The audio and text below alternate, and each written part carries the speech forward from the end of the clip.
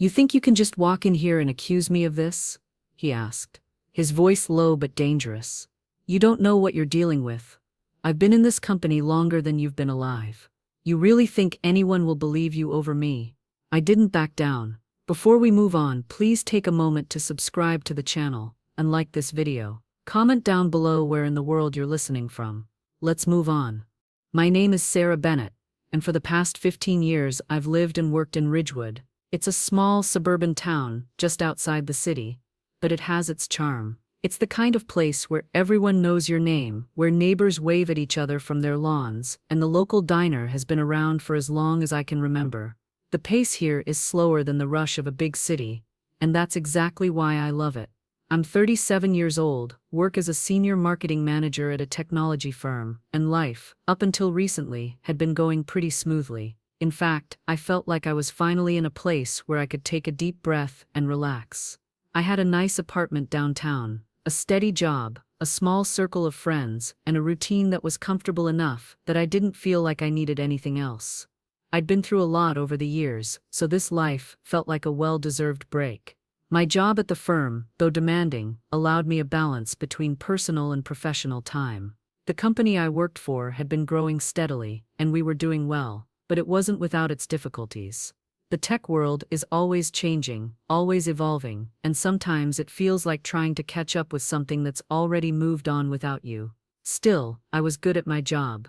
I'd worked my way up from a junior position, and now I managed a small team. I made sure everything was running smoothly, that campaigns were executed with precision, and the company's image stayed sharp.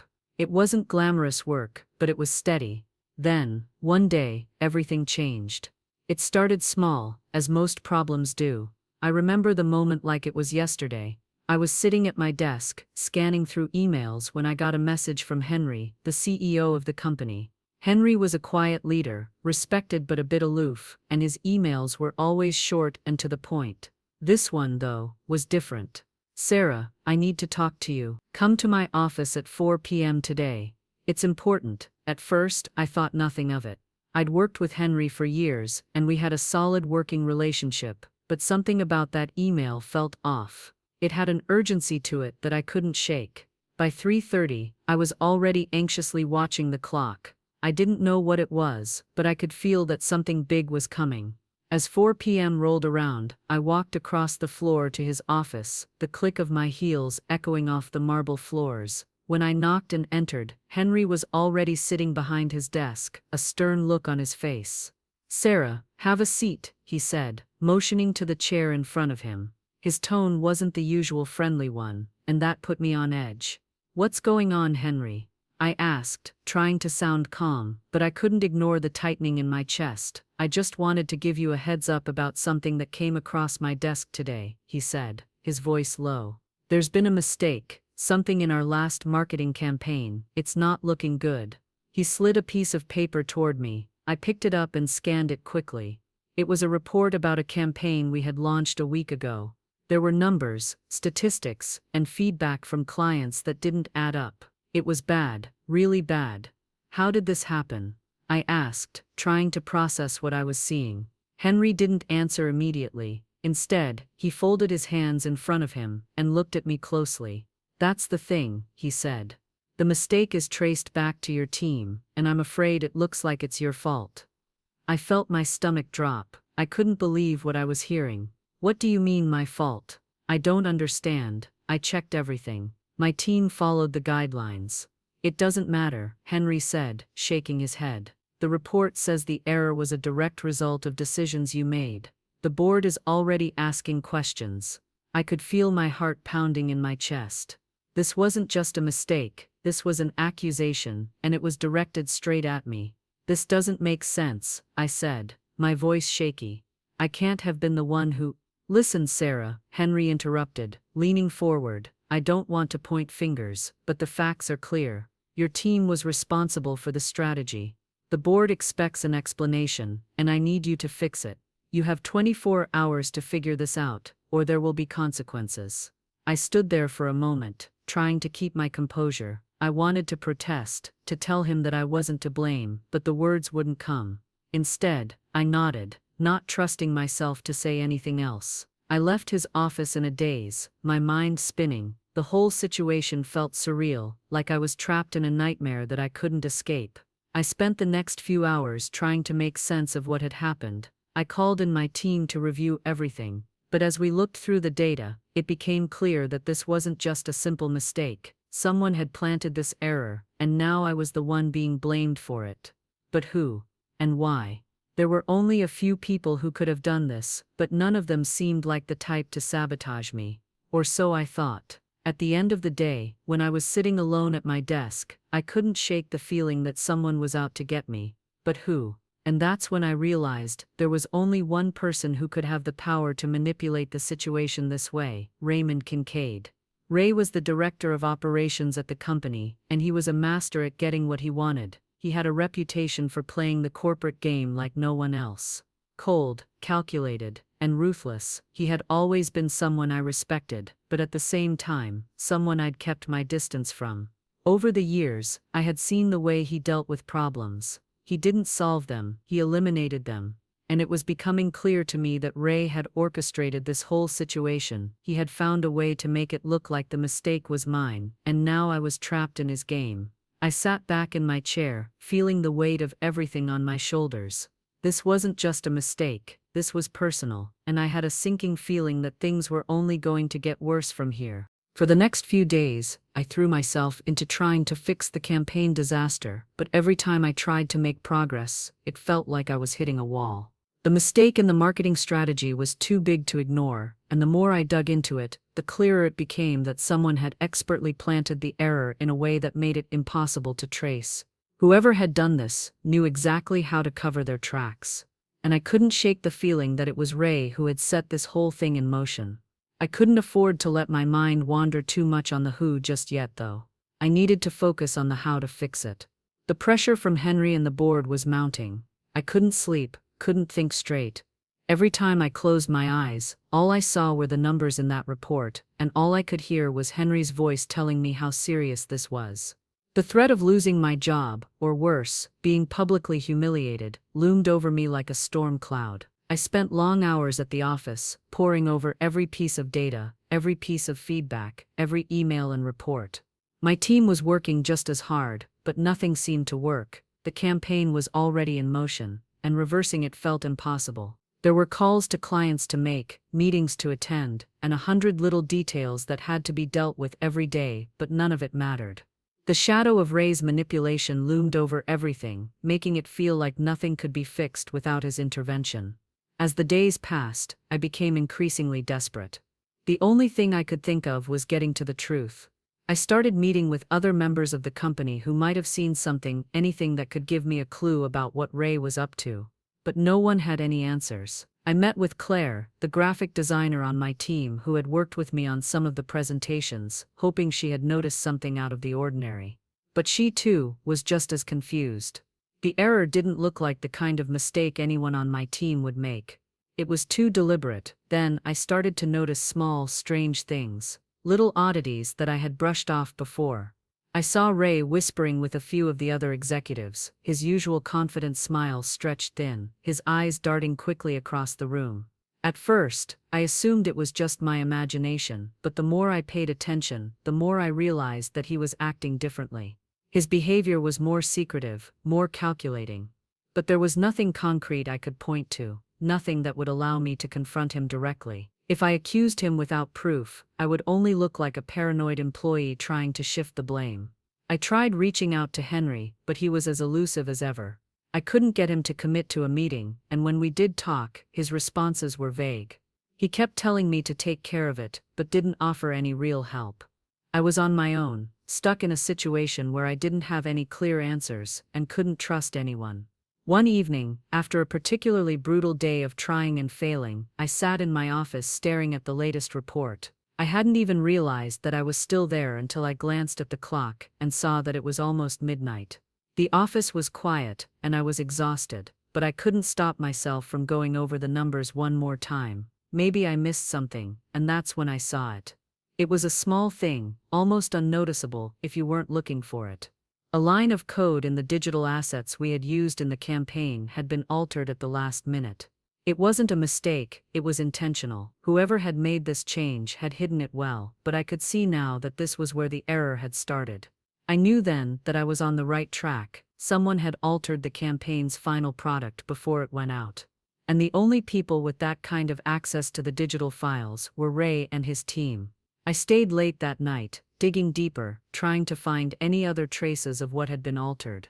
I sent an email to my lead developer, asking for access to the logs for the files in question. It was risky. Ray would notice if I started digging into his team's actions, but I had no other choice. This was the only lead I had. The next morning, my heart was racing as I awaited a response. I tried to focus on my work, but I couldn't stop looking at the clock. Finally, just before lunch, I got the email I'd been waiting for. It was a log of every change made to the campaign files, and the timestamp on one of the alterations was exactly when Ray's team had access to them. The evidence was clear. It wasn't just a mistake, it was a calculated move. I felt a rush of relief and anger at the same time. This was it. I had what I needed. But the problem was, I still didn't know how to confront him. Ray was too powerful for a simple accusation to have any effect. If I went to Henry or the board with this, they'd want more proof, and I didn't have that yet. I needed something bigger, something that would force Ray to acknowledge what he had done. I spent the next few days trying to find that something. I reviewed every conversation, every project, every meeting I had had with Ray over the past few months, and then I remembered something else. Ray had always been careful about how he portrayed himself in front of the higher-ups. He had a reputation for being meticulous, always the calm, collected figure at the top, but he had a dark side that I had witnessed a few times, the kind of side that made me question how far he would go to stay on top. One day, I received an anonymous message. It was a link to an old article about Ray's time at university. It was buried deep in the archives, but it was there.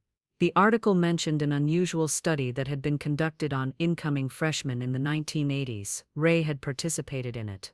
It was about body types and intelligence, and as part of the study, students were required to submit to being photographed in the nude. The article didn't go into much detail, but it was enough. It was a piece of Ray's past that he had obviously tried to bury. I knew Ray well enough to understand that if this information ever got out, it would destroy him. But now, as I sat there looking at the link, I realized something. I had the power to expose Ray for what he really was. I had the evidence to ruin his carefully crafted image. But the question was, did I want to go that far? I wasn't sure, but one thing I knew for certain was that I couldn't let him get away with what he had done. He had tried to destroy me for something I didn't do, and now it was time to turn the tables. The only problem was, I had no idea how much of a cost this would come with. Ray had always been a step ahead, and I wasn't sure I could outsmart him.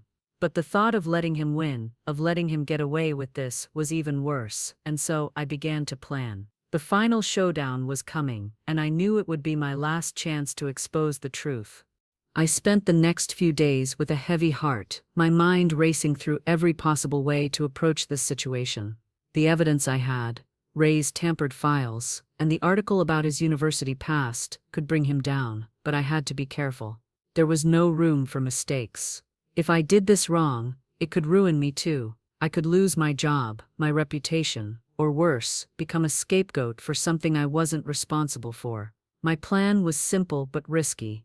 I would confront Ray directly, armed with the evidence. I would show him that I knew what he had done, and then I would give him a choice, admit what he had done, and face the consequences, or I would expose him to the board, the press, and the world. But I needed to be sure. I couldn't afford to be wrong about this. So, I spent the following days gathering every scrap of information I could find, looking for any weaknesses in Ray's carefully constructed persona. I reviewed my emails, conversations, and meetings with him. I contacted some old colleagues who had worked with him before, trying to find any details that might help me in my final confrontation. The more I dug, the more I realized just how much power Ray had accumulated over the years. He had an army of loyal supporters, people who owed him favors, who would help him cover his tracks. As the days passed, I began to feel the weight of my decision pressing down on me. I didn't want to do this. I didn't want to ruin Ray, especially not if it meant sacrificing my career. But I couldn't let him get away with what he had done to me, and to Alice, and who knows how many others. I knew this would be my last chance to make things right, and the thought of Ray continuing his reign of terror in the company was something I couldn't accept. It was the night before my meeting with Ray that I finally found the courage to take the next step. I was sitting in my apartment, staring at the two pieces of evidence I had, the altered marketing files and the article about his university past. I had them printed out, ready to go. It was time to act. At 9 a.m. the next morning, I walked into the office with a calm I didn't feel. I went through my usual morning routine, pretending everything was normal, while the storm of emotions raged inside me. My hands were shaking as I typed out a message to Ray's assistant, requesting an urgent meeting with him. I didn't give any details, just that I needed to speak with him about the ongoing campaign issue. I knew that if I gave too much away, he would be prepared for me. I needed to catch him off guard. By 11 a.m., I was standing in front of his office door. I'd been in his office dozens of times before, but today felt different. I wasn't walking in as an employee trying to solve a problem. I was walking in as a person who had figured out the truth. I was ready to expose him. I knocked and entered without waiting for permission, trying to exude confidence even though my heart was pounding in my chest. Ray was sitting behind his desk, looking just as calm and collected as always. His glasses were perched at the end of his nose, and he was reviewing some paperwork. He didn't even look up at first. "Sarah, good to see you. What's this about?" I stood there for a moment, watching him, and for the first time in a long time, I didn't feel intimidated by him. His power, his calm, his ability to manipulate, none of it mattered now. I had the truth on my side. "I have something to show you," I said, my voice steady. I placed the printed files and the article on his desk in front of him.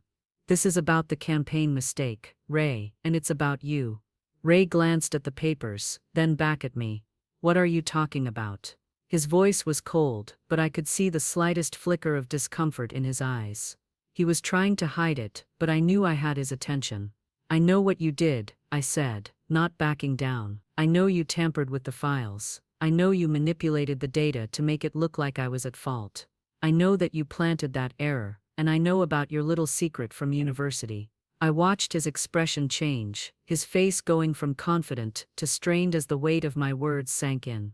"You don't know what you're talking about," he said, his voice turning sharper. "I don't know where you're getting these ideas, but you're wrong." "No, I'm not," I said, pressing on. "I have the evidence. You've been covering your tracks for years, but the truth always comes out. You've been ruining people's careers, and I'm done being one of your victims." Ray stood up suddenly, his chair scraping across the floor. For a moment, I thought he was going to yell at me, but he didn't. He took a deep breath and stepped around his desk, his posture still calm, but his eyes now focused. "You think you can just walk in here and accuse me of this?" he asked, his voice low but dangerous. "You don't know what you're dealing with. I've been in this company longer than you've been alive. You really think anyone will believe you over me?" I didn't back down. "I don't care about anyone else. I'm not here to play games. I'm here to make sure you pay for what you did. You've ruined people's careers, and I'm not going to let you do it to me too." Ray smiled, but it wasn't a smile of victory. It was a smile of someone who thought they were still in control. "You think you can expose me? You think anyone will believe you? You're just a small piece of this company. Do you really think the board will listen to you over me?" I could feel the tension building in the room. I knew he was trying to intimidate me, to make me doubt myself, but I wouldn't let him. I had worked too hard for this moment. I had spent too long being manipulated and used to back down now. "I'm not here for a popularity contest," I said, my voice steady. "I'm here for justice. And I'm going to get it, one way or another." Ray's eyes flickered, a brief moment of hesitation before he composed himself again. "You'll regret this, Sarah," he said, his tone cold. "You have no idea what you're messing with." I didn't respond. I didn't need to. I had already won. Ray knew it, and I knew it. With that I turned and walked out of his office, my heart racing. But as I stepped into the hallway, I couldn't shake the feeling that this wasn't over. It was just the beginning. The battle was far from won, and the consequences of my actions were still unknown. But for the first time in a long time, I felt like I was in control. Now all I had to do was wait. I had no idea what was going to happen next. In the hours that followed my confrontation with Ray, the adrenaline in my body started to wear off, and I was left with nothing but uncertainty. I had done it. I had exposed him, but what now? My heart still raced as I sat at my desk staring at the screen, unable to focus on anything. I was waiting for the storm to hit. The next few days felt like an eternity. There were whispers in the office, rumors circulating behind closed doors. People looked at me differently, like they were waiting for the fallout. Ray hadn't spoken to me directly since our meeting, but I knew he was fuming. I could feel his eyes on me whenever he passed my desk, but he wasn't making any moves yet, and that only made the tension more unbearable. It was on the third day after the confrontation that I finally received a call from Henry. His voice on the other end was calm. Too calm. "Sarah, I need to see you in my office. Now." I swallowed hard, my stomach turning into knots. This was it. The moment of reckoning. I had no idea what was going to happen, but I knew I couldn't back down now. Not after everything I had done, not after everything I had sacrificed. I gathered my things and walked to Henry's office, every step feeling heavier than the last. When I entered, Henry was sitting at his desk, his face unreadable. Ray was there too, standing by the window, arms crossed, his posture rigid. His expression was cold, and there was something about his eyes that made me feel small. I couldn't help but feel like I was standing in the middle of a battle I had no chance of winning. "Sarah," Henry began, his voice neutral. "I've been looking into the situation. The board has reviewed your claims. We've taken everything into consideration." I felt my throat dry up. I knew what was coming, but I couldn't prepare myself for the words. "And?" I asked, trying to keep my voice steady. Henry looked at Ray, then back at me. "The board has decided that while your claims have some merit, they don't have enough evidence to take further action. Ray's position remains unchanged. As for you," he paused, and my heart skipped a beat.